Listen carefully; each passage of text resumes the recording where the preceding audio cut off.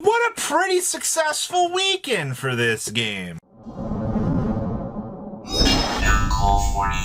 Now make sure you guys smash the living crap out of that subscribe button so you guys don't miss out on more Scott. We've rolled through not one, not two, but triple YCS triple header weekend. 5,000 plus duelists competing in these events.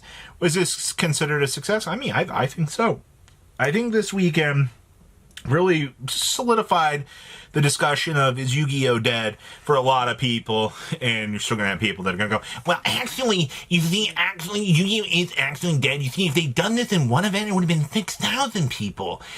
You always have those keyboard warriors that are coming out to, you know, tell you that the game is dead. But truthfully, it was a pretty successful weekend. I feel like the meta is good.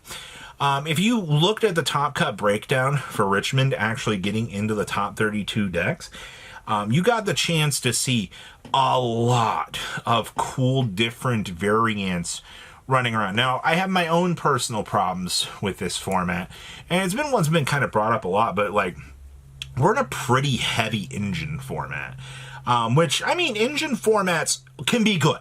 All right, it's just you're plugging K9 into something, you're pulling Draco Tail goes here, plug the branded package into here, you know, plug the Radiant Typhoon package into here.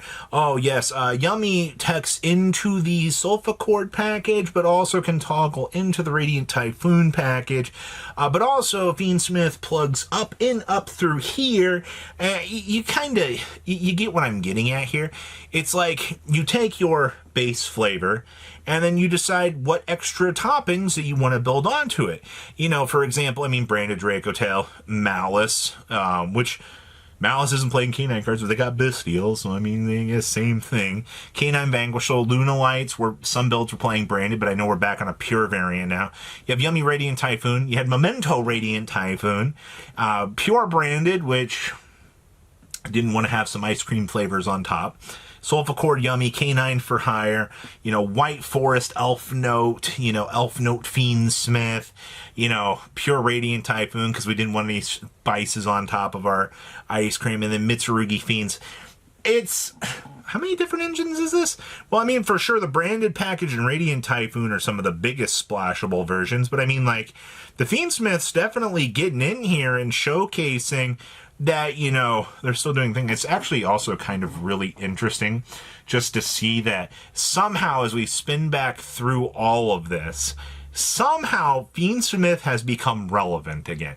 Because you guys got to remember, we had for the longest time one of the biggest drop-offs in Fiend Smith representation, because the Fiend Smith package just wasn't doing a lot. You know, oh no, I can put a big Towers monster on the field. Woo!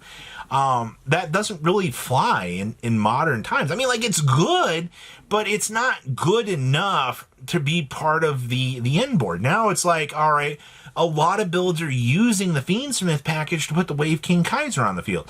And the reason for this is because Wave King Kaiser is a really good card right now, man.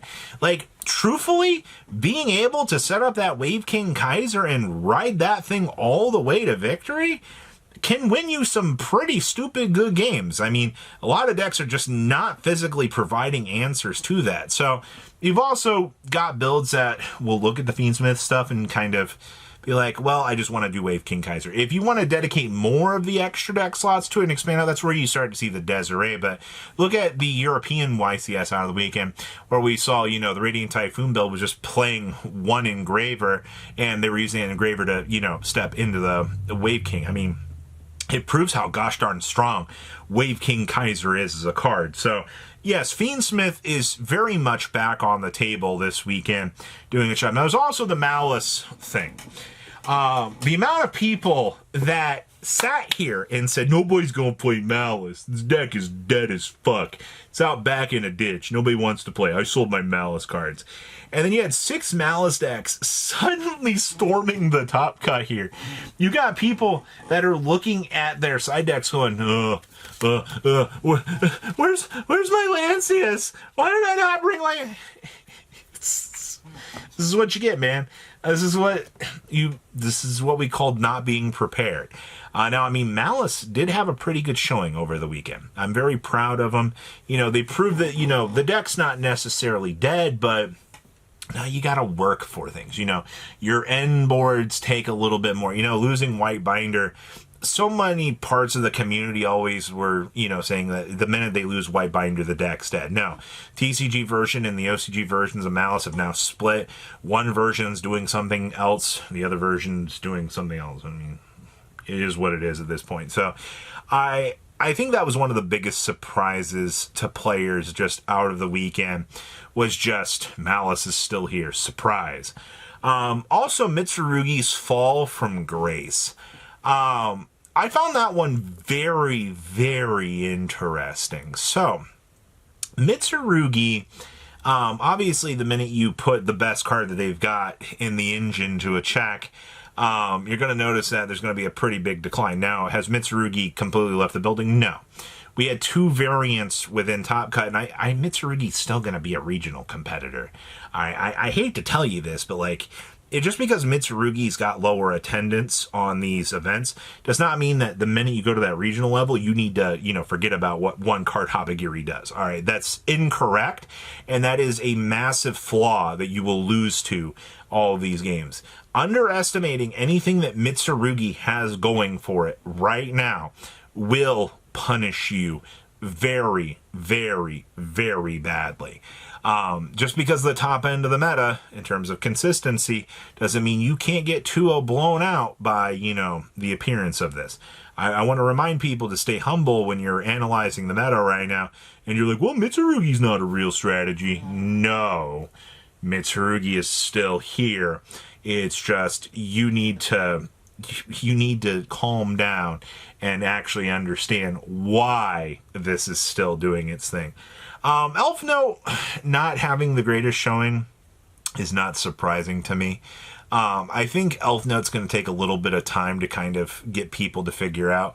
The OCG builds obviously did have a little bit more synchro toolboxing than us, but I do think for a local level, 100% that deck is going to ruin days.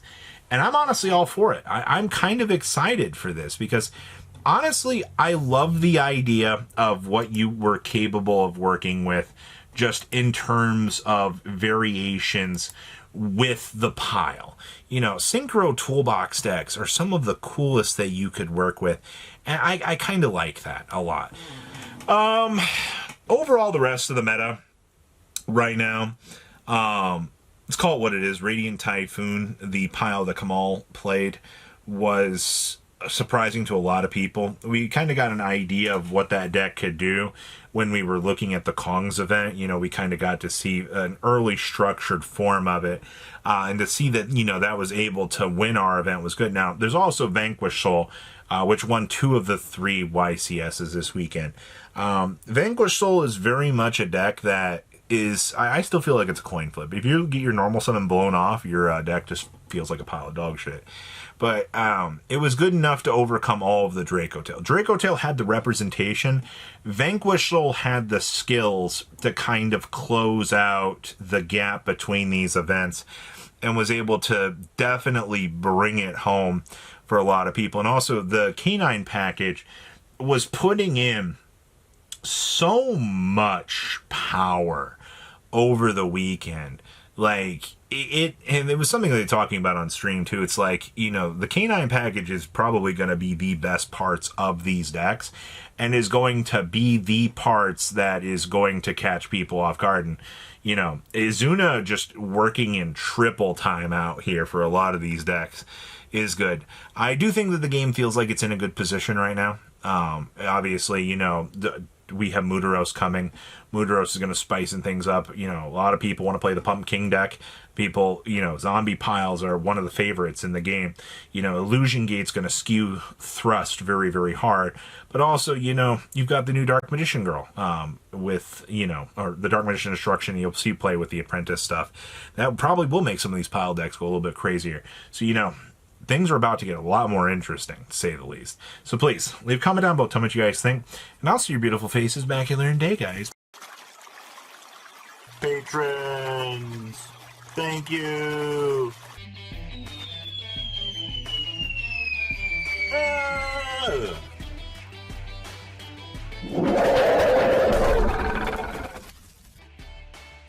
Thank you so much for watching. Check out these other videos.